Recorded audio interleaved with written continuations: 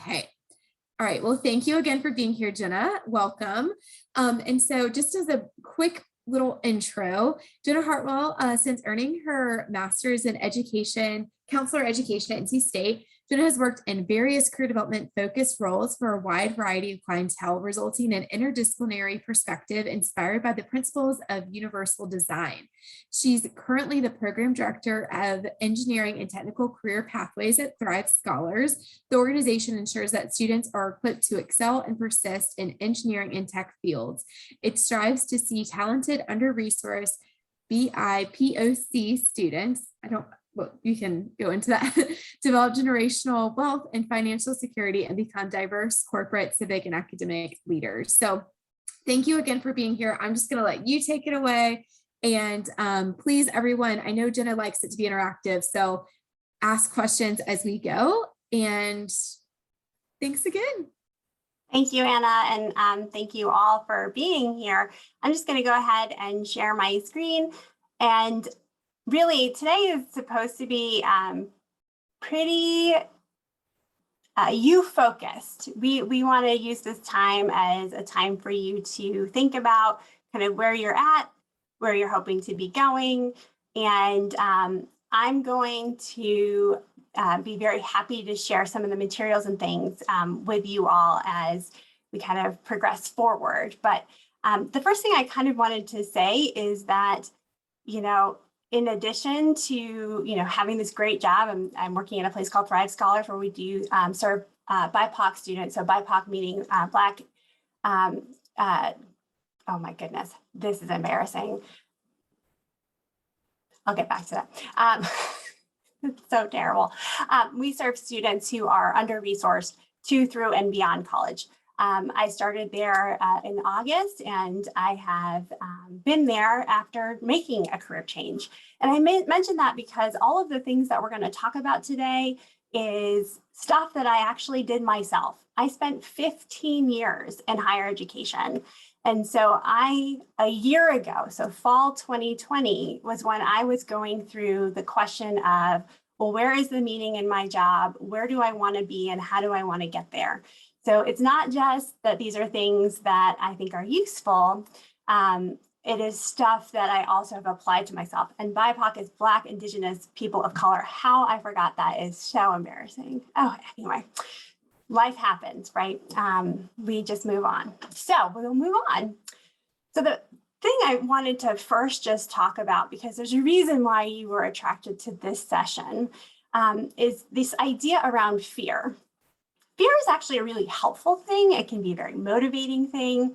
It is what kept us alive a long, long time ago. But I don't know if we've really thought about the relationship of being in a pandemic and in a very unusual time for our culture, our communities, in addition to this idea around the Great Resignation.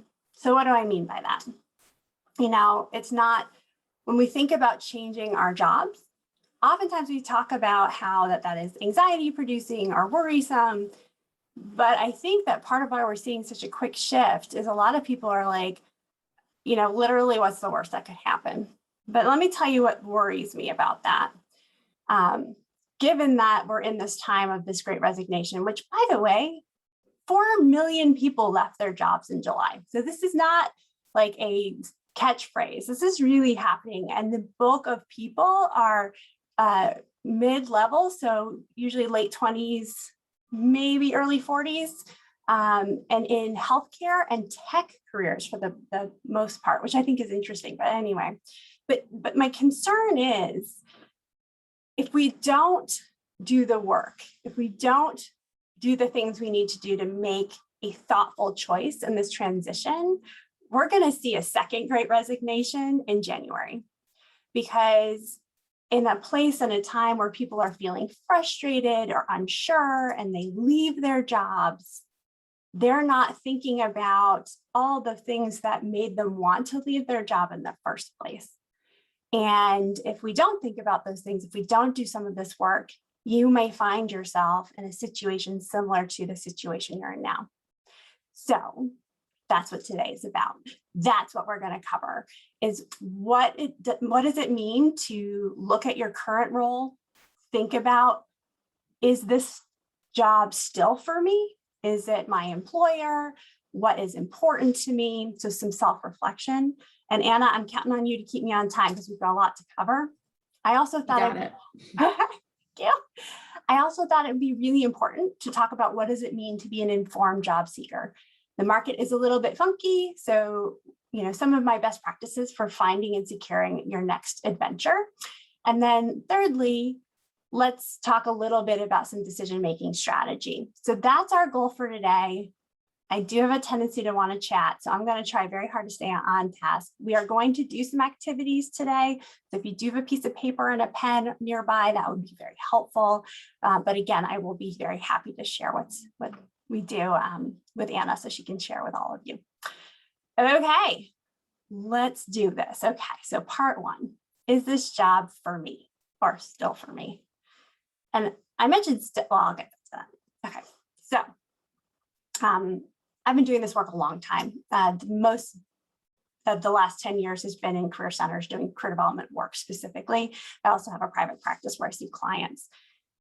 And the thing that I've learned over the course of all this time and conversation with people is that what I like to call a sustainable career, sustainable meaning that it can continue on, you feel like you're continuing to get from it, is in the intersection of these three bubbles. So your career-based values. Now, I want to be clear, career values and your personal values might be a little different. Everybody has a good example. Maybe you're someone who just doesn't really care how much money somebody makes. But for your own life, you're like, I want to be paid this amount because that's important to me. So our values in the workplace, I think, are pretty unique. Some of those include things like, I want to be in a job that's outside all the time. Sometimes it's, I want a job with work-life balance. Sometimes it's, I want a title that really impresses people. And we'll talk a little more about that. Everybody, you may try to fight me on this, but it is true. Everybody has talent. So what are those things that kind of come easily to you that you enjoy doing, but also you got to be kind of interested in it. So let me show you kind of the Venn diagram of a client I worked with recently. This person worked at a clinical research organization. They were a biology major at NC State. They really loved working in a lab. They were interested in it, really interested in human anatomy. So they got to do this thing they're interested in all the time. Incredible talent for explaining kind of complex scientific things to, well, I'd say the rest of us. Really creative, which a lot of science careers are very creative. Solid memory, but work-life balance, flexibility, and pay were their primary career values. Well, the pay was still pretty good, but this person's company ended up doing a lot of clinical research around COVID-19. So you can imagine that work-life balance and flexibility started kind of coming off the table. And so when we started talking a little bit about what was going on, we realized that this third bubble was kind of moved away from their Venn diagram. And so although they were still really interested in the work and they were still really good at it, the values misalignment was pretty significant. I've similarly worked with people with really great, say, balance, and they might be really, really good at their job, but they're no longer interested in it. I'm going to take a little pause because I think it's really important to note that all of these things can change. Your values might be different now than they were when you were a student. Your interests might be different now. I had a panel discussion recently with my students at Thrive Scholars, and we had someone on the panel whose job didn't exist 2 years ago. So why would they have known they were interested? They're doing 3D printing and metal, which is really neat, but their job didn't really exist before. And so your interests might change, or you might find a new talent. A lot of people found a talent for bread baking during quarantine, for example. So you may realize a new talent. So these things can shift around, but unless we take the time and energy and thought and figure out these things for ourselves, we could shift into a new job, into a new career field, and realize that, oh, I missed my interest or I missed my talents. So let's talk about how we take a little bit of an inventory for that.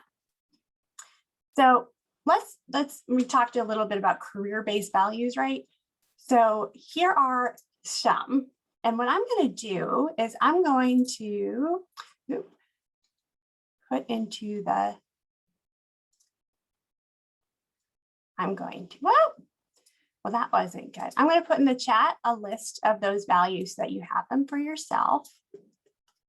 And I want you to look through and pick, and this is where it's going to get a little complicated. I want you to pick one. That's right, one. You can only choose, ready for it, one. Did I mention you get one? You get one. And why do you get one? Well, we'll talk about that in a minute, but I want you to take just a minute and pick one career value you know is absolutely one that you have.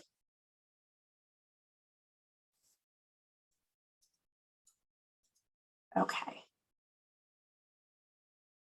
Why do we pick one? Well, we do a lot in the career development field, talk about how job search and dating are very similar. So I think everybody has that kind of perpetually single friend. And part of the challenge is they have this like insanely long laundry list of like qualities that their perfect partner has. They have a certain job, they have a certain kind of family, or they have a specific geographic area. Like there's this list, and you may have coached them at some point and said, so how is this magical person going to exist? So sometimes we have to realize that, and this is where my belief system is, I don't believe that there is a perfect job. I don't believe that your money will come after your passion all the time. As someone who's worked in education a long time, that's not always true. But I do believe that if you can think consciously about what is most important to you, that one value that's yours, that helps us narrow down our options, that helps us think about, okay, maybe part of why I am feeling challenged in my current job is because there is a lack of promotion ability, or I don't have the autonomy I need. Usually when I work with clients, I let them pick up to 3, but I'm curious if people are open to it. Putting some of their values in the chat would be nice to see.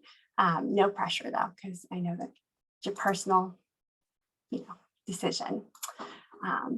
Seeing results from work, that's a big one. Interaction with people, and I believe that for you. Yeah, it's interesting because seeing results from work, as someone who works in education, a lot of the results I see don't necessarily come for a really long time, but I spent the bulk of my career working with engineers and STEM folks, and that tends to be a really popular value for them. Thank you for sharing. All right, let's move on. Talent. Talent's tough. I actually have colleagues who don't use the word talent when they're talking about these things because they said it makes people feel uncomfortable, but I think it's an important thing to be comfortable about. And I also want to talk for a brief minute about the difference between a confident person and an arrogant person. I'm going to assume you all would agree with me that there's a difference. And to me, the difference is pretty interesting. So, and this is just my kind of the way I've thought about it, but a confident person is actually someone who knows what they have to offer others. Offer. Meaning confident people are actually people who want to share their talents with others. That's a giving thing. It's a gifting thing, right? It's not about them. Arrogant people know what others have to offer them, and they try to take advantage of that.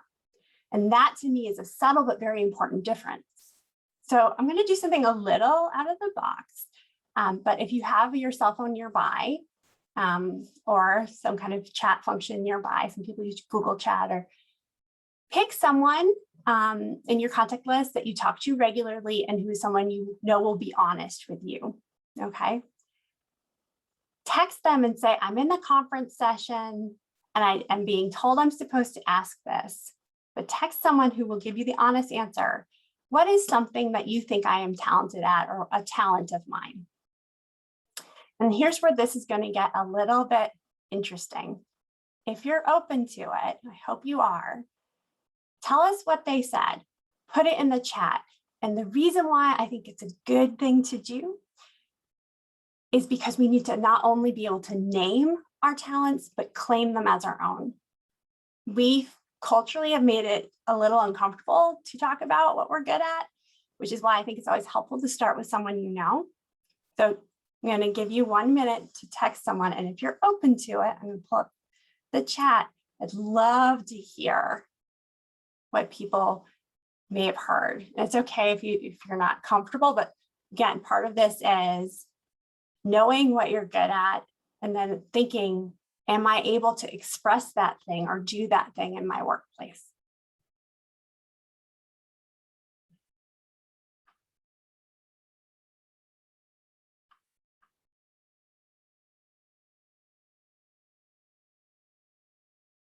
Anna, I'm going to say what I know about you.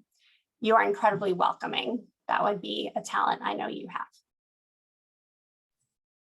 Thank you, because I'm still waiting to hear back from the person I texted, so I appreciate it.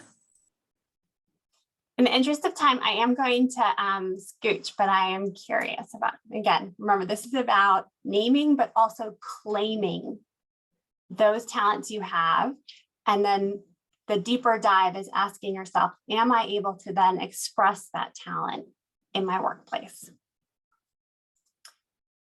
So interests are interesting because I love that. Okay, so interests are interesting because some people kind of identify what they're interested in based off of how they interpret time when they're in an interest.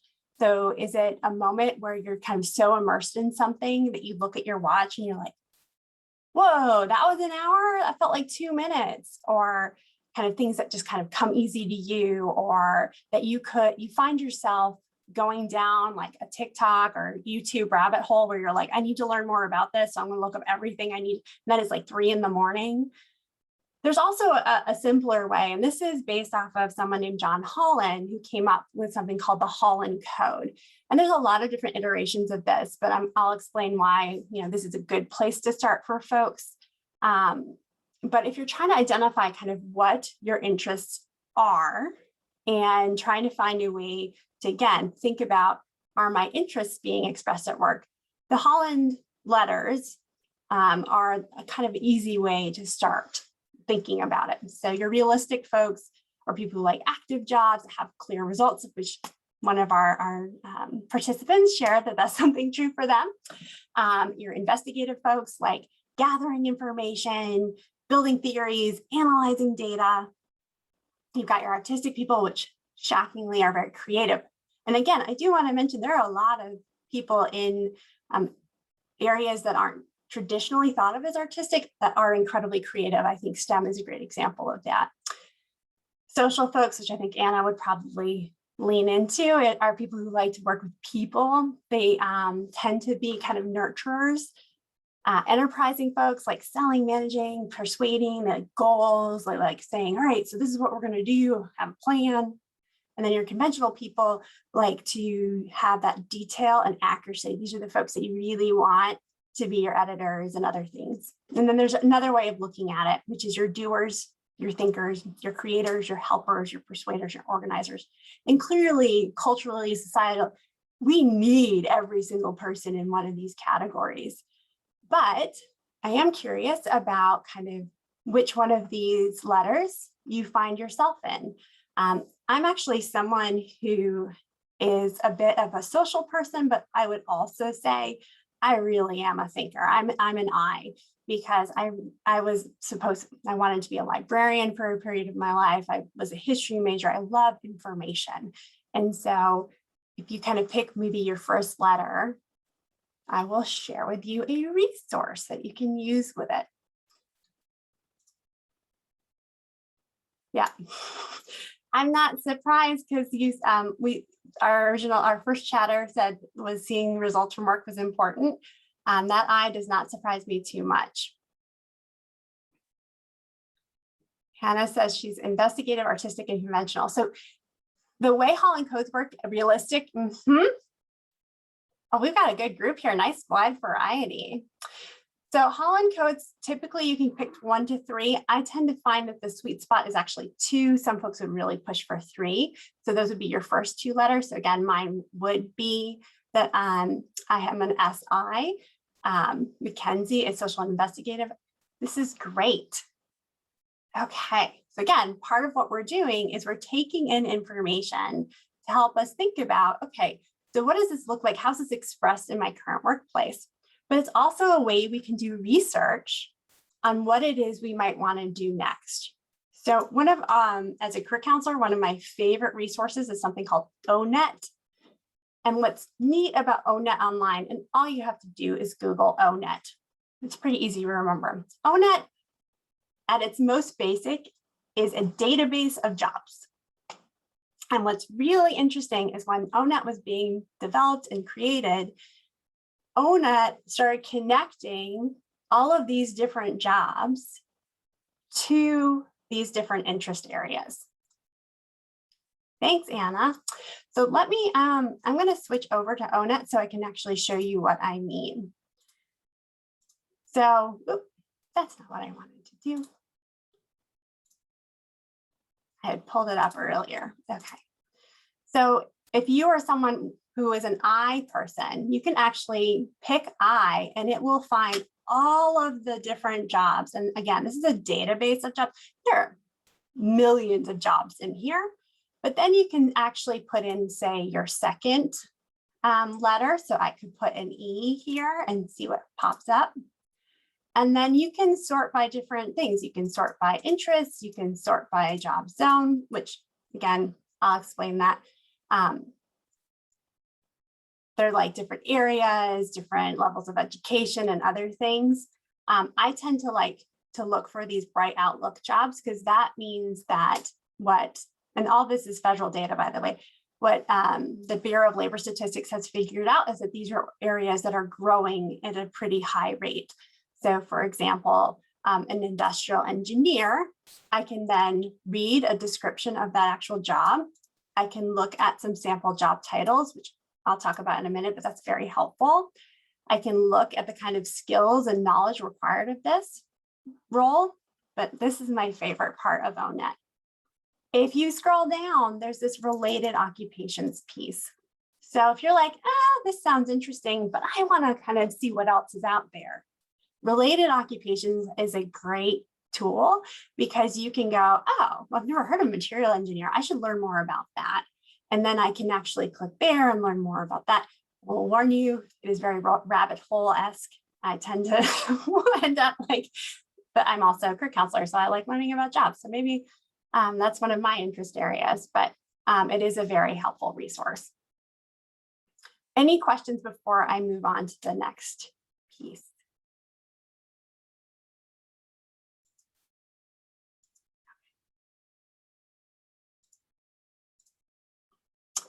So as you can see, working with Onnet and working with your Holland codes can be a really useful place to kind of start with your process. So we've now taken some time, we've taken a little inventory, we thought about who we are, we thought a little bit about where we want to be with our careers, we thought a little bit about, am I able to express my values, my talents, my interests? I think this leads us into a good question. Can you make it work where you are? Or similarly, can you make it work in the professional area you're in? I've worked with several clients who have realized that maybe the career itself is great, it's just their workplace that's the challenge. Or the reverse, maybe their workplace is awesome, but the job they're in is not necessarily the best job for them, given a reevaluation of their values, their interests, and their talents.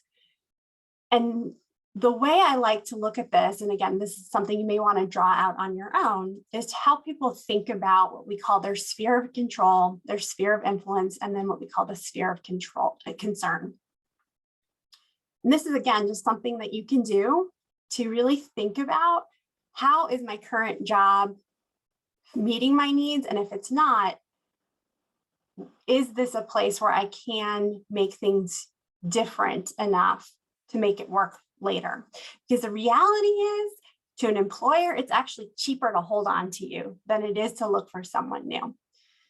So let me give you an example. So your sphere of control is what you can directly change. And I think there's a very important second piece. It's not only what you can directly change, but it's also what you feel safe doing so. there is an element of what we call psychological safety that has to be part of this conversation. So it's not only what is in your direct kind of grip.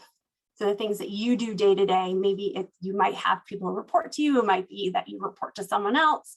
It might be the things that you do every day. So a great example is I was working with a client who was an early childhood educator. They really realized that they love education, but they wanted to work in kindergarten through, elementary school versus early childhood. Well, in their control was not how old the kids were at the daycare center that they worked, right? Like they had to make a shift because of that. Also, similarly, I've worked with someone who had a conversation with HR. They actually were a recruiter, realizing that they really liked where they worked. They liked their work, but they needed more flexibility in their schedule. So by feeling empowered and having a conversation, what they had control over was the conversation with a direct supervisor. They actually switched to a part-time job. So they've actually been there. I worked with this person 5 years ago. They're still there. They just needed to figure out what they did feel they had safety and control over. Influence is that step that we don't necessarily have direct control over.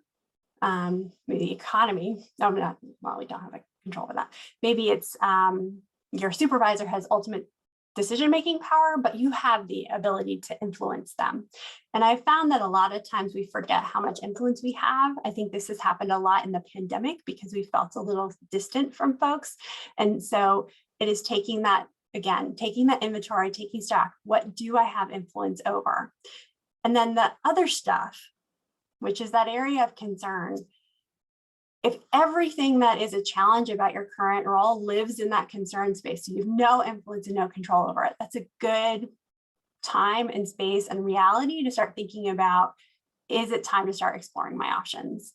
Because part of being an informed job seeker is also being an empowered one, realizing that you have a lot to say in this process. And if you're sitting there going, oh, this isn't going to work anymore, that's a good place to take some shock. I realized an example when I was building this presentation. So I had an employee at a previous job who, the way the school worked, they didn't have the extra money for me to be able to give them a raise. So what I started thinking about, well, what is in my control and what is in my influence? Well, I can't give them a raise. That's in concern. But maybe what I can do is change her title so that later down the road, if they decide to find a job somewhere else because they need more money, I can influence the level of job that they get because I can show that she is increasing in responsibility. So I had a conversation with human resources, again, using my influence, and that employee, their job title changed. And so when they are writing their resume, I knew that they could look back and go, see, I'm growing in this role. And it would make sense to an outside employer if they decided later down the road to shift their job. Any questions before we transition over to part 2? Okay.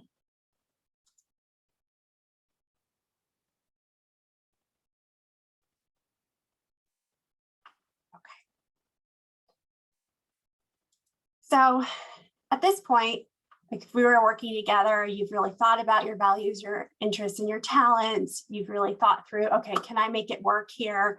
Maybe not. I've decided maybe I want to see what's going on in the marketplace. So let's talk about being an informed job seeker, because I don't know about y'all, and I do this for a living, that job search process has become very, very complicated. So I'm gonna give you some tips and tricks that I hope will make things a little easier as you're exploring your options. So the first is, I think, to be an informed, and remember we talked about empowered, an informed and empowered job seeker understands 3 things. They understand themselves. And again, this is that area that I'm worried about. Recession part 2 is because until we take some time and energy around who am I, where do I want to go, but y'all are doing that. So that's the first part. The other piece is the market itself. I mentioned that at one point in my life, I wanted to be a librarian. I have a number of librarian friends. And so their position, their job is constantly in flux. A lot of it is actually technical now in a way it wasn't 20 years ago. And so understanding the market, understanding their field is essential to that as they are exploring their own career options. And then the third is really understanding the process. Job search is a process. It takes time, it takes energy. You have to be able to say, this is what I'm willing to contribute to this process right now. Because if you're in a place where you can apply to 1 job a week, great. If you're in a place where you can apply to 10 jobs a week, great. But it's really being honest with yourself, not only about yourself, the market, but also about what am I going to commit to when it comes to this larger process. So I would love to share with you one of my favorite exercises. So if you do have a piece of paper and a pen, what I'd like you to do is draw 2 circles next to each other. And I'm sure you've done a pie chart before, but kind of the idea about this is right now, today, October 13th, 2021, if we look at all these different life roles and this very equally divided but not realistic pie chart, what percentage of your time in a 24-hour period is in each one of these roles? So are you a parent? I'm not a parent. So for me, that would be a 0% pie. Are you someone's child? And I'll explain that in a minute. Civic, are your like volunteer and other things. Leisure includes your friendships. Student, maybe you're in another graduate program, maybe you're not. Right now, I'm not in school, but I do consider myself someone who loves professional development, so I'd still give myself a little room for that. Employee, and then partner. So these are all life roles. And I'm going to come back to this slide, but I wanted to show you kind of where I was in fall of 2020. Remember, I was doing the same stuff you're thinking about now a year ago. I made my pie chart. And see that big green blob? That was my employee life role. It was taking up everything. And I have picked a career field working in education where that's oftentimes the case, but it wasn't giving back to me what I needed at that point. And that's where I knew I need to make a change. So the first part of this, again, is looking at these different life roles. There's 7 of them. Deciding kind of what percentage of your life is kind of meeting each of these now. Part 2, remember I said draw 2 circles. Part 2 is, it is 10 years from now. It is 2031. What percentage of these things do you want your life to be? So I mentioned that I was going to say child again. So my father had a stroke a year ago, and so my child pie actually has gotten bigger, and that's going to continue to get bigger. And so when I was looking at this pie chart last fall, I realized that I could no longer sustainably be in a place where this was my job. So I started thinking about, okay, so if I wanted to make sure that I had the time and space available to me, what were some of the things I needed to make room for? Well, making room for my parents was becoming a bigger piece of the pie. Making room for my partner was important. And so this is a very important part of this process because it also helps you identify that next job. Because if you're thinking about it, you're starting to realize, okay, well, where is that flexibility going to exist? So as a result, my job is 100% remote. I relocated back to New England in August. And so, but again, where I was a year ago is thinking about where am I now and where do I want to be and how will my new job be part of that? Any questions about the pie chart?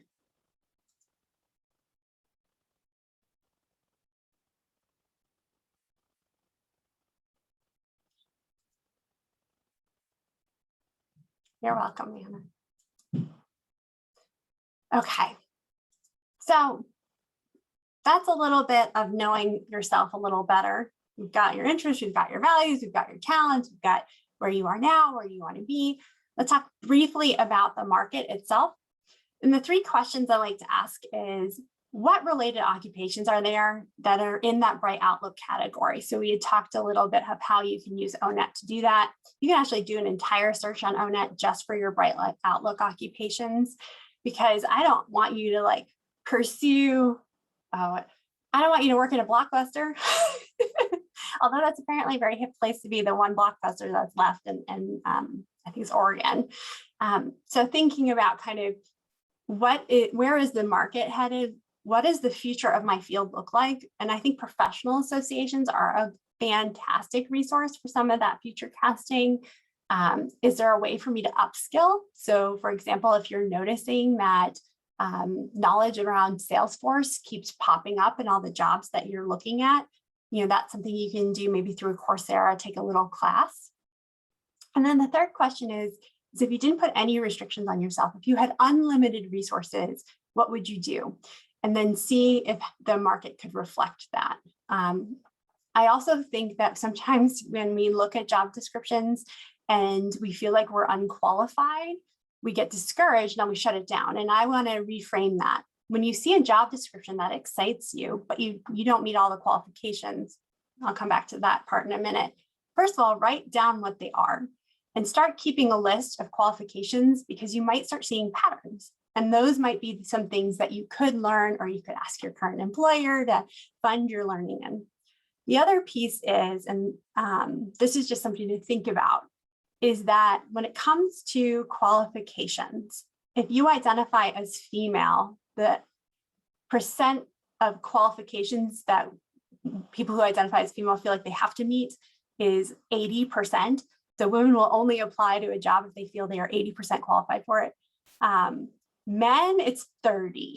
So I like to say, aim for the middle. If you meet half, give it a shot, because the fact of the matter is, it's not just what you know now, it's also what you have the potential to learn. And so if you're looking at that list of qualifications, don't feel like it's restrictive. Say, okay, do I meet half of this? So that's just a brief touch point on the market. And then last was the process itself, which this is my favorite way to describe job search, because all we see in our friends and family is the beginning and end, right? I'm going to look for a new job. I have a new job. We're not always embedded into that messy middle. And so first of all, I do want to encourage you to engage with Anna, make an appointment with a career counselor if you can, because if you're only a year out of school, you can still use the Career Development Center on main campus. The process doesn't have to look like this. You can put in place some organization techniques, a lot of things to make it feel a little smoother. I thought I would just pick out some of the things that I consistently see as challenges for job seekers. One being where to look for a job. I find that like one of the first questions I ask a job seeker is, okay, so you're job searching, where do you look? And they go, LinkedIn or Indeed, which is fine, but should not be the bulk of where you're looking. Again, professional associations in your field often have job listing pages. Make your dream list of companies and see what they have posted on their own pages. Start following some of their HR folks on LinkedIn. Don't forget you're part of this Wolfpack community. So not only do you have access to EPAC still, but you also can maybe find out if there's an NC State alum somewhere you're interested in working. Niche job pages are typically well known in your field. So greenjobs.com, idealist.org. So these are job sites, but with a very kind of specific focal area. And I'm seeing more and more social media being used.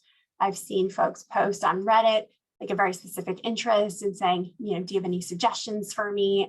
There's some really, it's funny because, well, Facebook is in trouble right now, but there's like this ebb and flow that is Facebook. Facebook has groups specific to specific areas of job search that are really helpful. There's a whole Facebook group committed just for people trying to leave academia or higher education. That was really helpful for me as I was job searching. Leads were posted there, and it's actually how I found the job I have now. So these are some not LinkedIn or Indeed places I would suggest looking. If you have some to share with this group, I would love to hear what they are. And I'm sure that you have some too that are in your back pocket. Very similarly, I think people get confused about what to do about their keywords. It's interesting though, because I feel like, at least this happens when I work with clients, I'll be like, if you were to look for a pair of sneakers on Amazon, you wouldn't just type in sneakers. because you have too many results. You would probably put in the brand of sneaker, the color, and your size, right?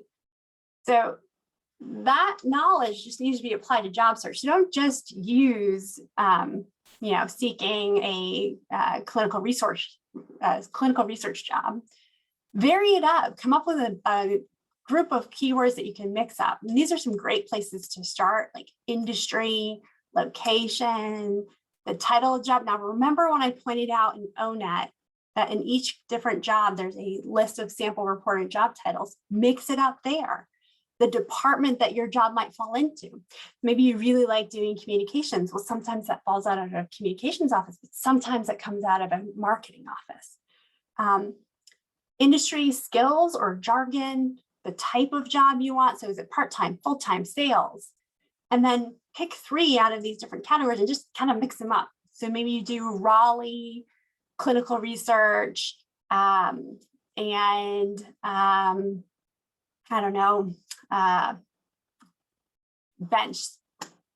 or you could do career counselor,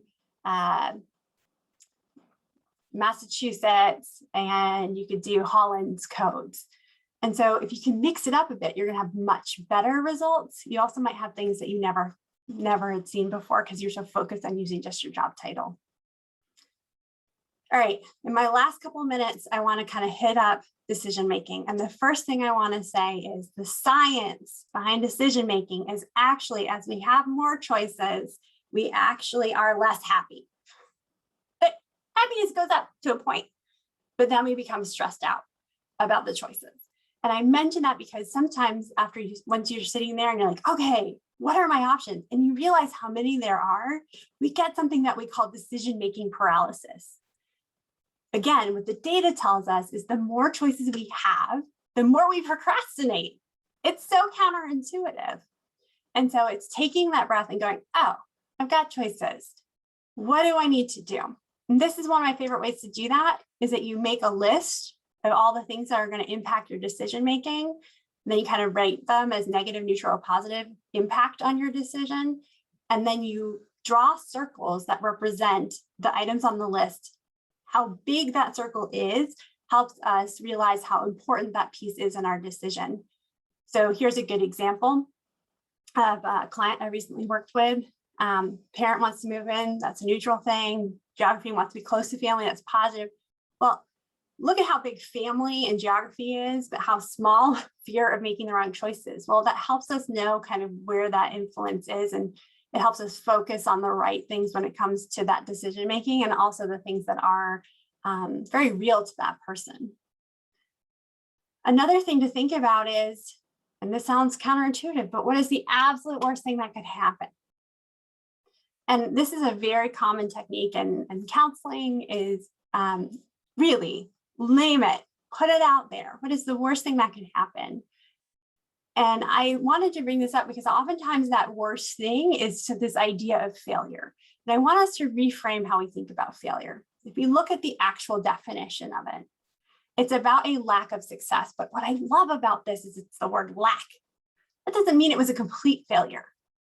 Because if we really think about decision-making, we have this messed up idea that just because an outcome was positive, it means you made a good decision. That's not true. Sometimes we have done all of the work, we've done all of the thinking, and the outcome is not what we want it to be. And I find that this happens sometimes with people who change careers, and that they are like, but I did all this stuff, it must have been a bad decision. No, it wasn't. We just need to make sure that you have all the information you need so you can feel empowered to know that you made the best choice for you. Which means we can rethink failure and think of it more about your reinvention. It's that action or process where something has changed so much that it appears to be entirely new, appears being the most important word there. Because all of that information, all of that thought, all the things that you were considering, learning, all of the things that were challenging in your current job, or the things that were challenging in the last year and a half, all of that is still true to who you are. You're just going to reinvent what your job looks like. So I do hope that that gives you a little time, space, energy, and excitement about thinking about your next steps. I do hope to be able to answer your questions in the next couple minutes, but feel free to connect with me on LinkedIn if you want to chat more. All right, that's what I got. That I challenged you with 50 minutes, and that was the best use of time. That was amazing content in such a short amount of time. So thank you so much. But yeah, we do have a couple minutes. So if you have any questions, feel free just to come on. It's casual. Jenna is not scary. She's she's a master. She is wonderful, has so much knowledge. So if anyone has questions, please feel free to just kind of pop in and see. I literally took so many notes, and I have action items for myself. So I know I appreciate it. And I know that so many people here appreciate it as well. So any questions? I'm going to go ahead and put in the different letters for John Holland's code so that people have those as well if they want to copy and paste them. And on Onnet, there is the great feature that you can do the interest inventory for free. So that is another tool that is on that site as well. So if you're not, it's free. Yeah. So I'm certified strong interest inventory, and that costs some money to take. So this is really very, very similar, and it's free. So if you're looking for an interest inventory to kind of just get you started and to see what some of your letters are, if you don't feel super confident in labeling them yourself, that is a really great tool as well. So if we don't have any questions, and we can get some pop up in the chat if you want to, but I just want to again say thank you to Jenna. I thought that was a wonderful presentation. I really appreciate your time. And really, we've had some incredible speakers today. So I know in this room, we don't have a ton of folks, but I hope that everyone who is here had a lot of great takeaways and just thoughtful questions for yourself to really just insight, I guess, into how to kind of move forward in whatever stage that you're in right now. So I did want to also mention that there was a number of you that expressed interest in our happy hour for this afternoon. So if you are local to the Raleigh area, please feel free to join us at Chirpy. We would love to see you there. And just as a friendly reminder, we did record all today's sessions, and there was a lot of really great information in a short amount of time. So if you want to kind of break it down, or if you weren't able to attend some of the other breakout sessions because you were here, please check that out. We are going to post everything on our Career Connections page. So I'm just going to copy and paste that into here. And we have a lot of great thank yous, Jenna, in the chat. So I did just want to put that. Oh, did we get a question come through? Okay, I'm sorry. Go ahead and do that. Fine. Can I just show this real quick? So Alex asked about how do you know if you need more education or you need to just be doing more searching. So the first is, looking at those qualifications and seeing if you, again, I think Salesforce is a good example. Like you're starting to notice that they're your field is asking for a very specific thing. Maybe it's time to do some upskilling. Ask your employer. They might be willing to provide that for you for free. So I also encourage that. But the other thing is, I know that we're talking a lot about Onnet, but I do want you to see that within Onnet and so again, this is that industrial engineering, they do have data around the average amount of education for that field. So 59% of people who identify as industrial engineers are, again, any of these job titles. So keeping in mind, job title changes depending on where you are. Says bachelor's degree. 11% have a master's degree. Now, does that mean that you have to have a bachelor's degree? Not necessarily. You've got that 16%. That's interesting. It does tell us, though, that on average, this is what we're looking at. So that can be a nice place to start. There's also something called an informational interview, which is where you find someone with the job that you're interested in and you ask to talk to them about their job. When I was in this process, I committed to do at least one of those a week. And it was one of the best things I've done. I talked to people in nonprofit. I talked to people in education technology. I talked to people in recruiting. I talked to probably a lot of people, but it's how I really narrowed down what I wanted to do. But I also figured out how to talk about my education. So I have a master's in counseling. I'm working in nonprofit, but the work I'm doing is very student-centered, and that's the focus of what I was doing before. So it's really getting that insider knowledge is great, but it also means I've got all these people in occupations I find interesting who now know me and are part of my network. So I'd say those three are good. Look at job descriptions and qualifications, see if someone will pay for the upskilling. 2, look in Onnet, and 3, just ask. You're part of a network. Your Wolfpack family loves you. So just ask. 100%. I echo all of that. So great question. Is there any more questions? Thank you, Alex.